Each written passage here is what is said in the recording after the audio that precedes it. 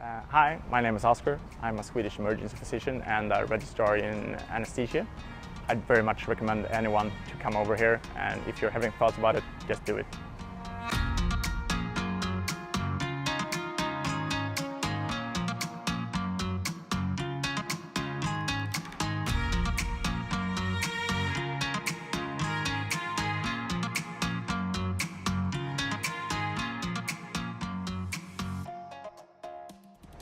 So I found out about LifeFlight when I did my rotation as an emergency physician in anesthetics, and a bunch of mates from that hospital had all been here, and some of them were actually on their way to go over. The more I looked into it, the more it intrigued me, and then I just decided that I really wanted to go. Well, actually, we did a road trip just the year prior to coming over here, all along the east coast of Queensland, and then passing Noosa, we were like, yeah, this is the place, we're gonna go here.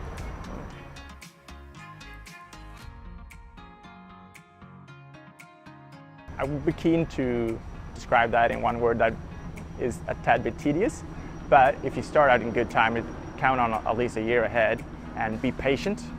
You have to get a lot of papers signed by a notary public, and there's organizations involved overseas in America, and there's heaps of small organizations that you would never know existed that needs some sort of paper and or payment, and just expect more. The visa is sort of the last piece of the puzzle, so if you start out with the language test and get your overseas accreditation done, then you'll just get on from there and you'll have it squared away. It will be well worth it in the end. I would have had a stroke without LifeFlight helping out. They helped a lot, and sorting out a lot of processing and clarifying stuff that helped a lot and made it much more easier. I got some good tips about how to procure a car and good contract for that and a nice lease. And also there's just a discussion whether if you're buying a car or hunting for a long-term rental. It's just something you have to decide for yourself what suits you the best.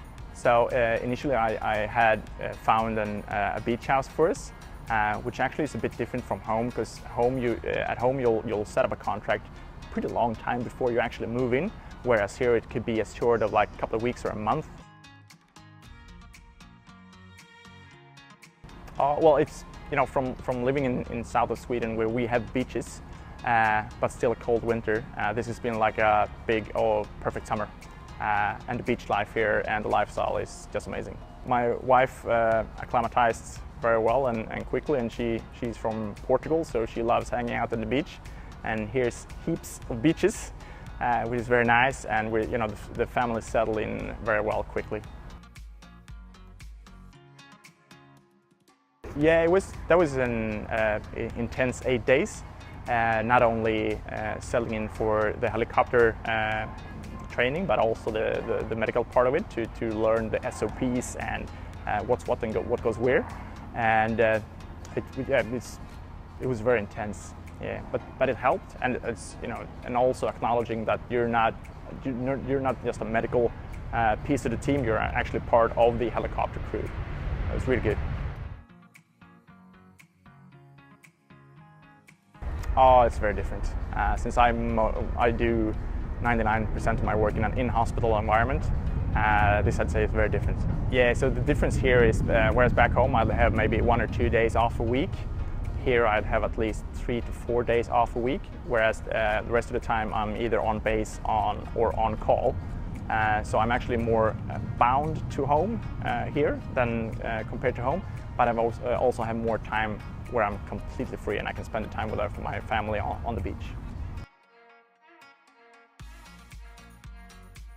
That's a bit, I wouldn't say odd, but it's something we rarely do and never do for sure back home. You might have a patient come and revisit and you have a cup of coffee and a piece of chocolate together. It's a great reminder, and it gives you a very nice feeling. Checklists. That would be one of the main things. I think that's something we very much should develop at our unit back home and in a lot of units, just to make sure that the emergently ill patients has a safe treatment.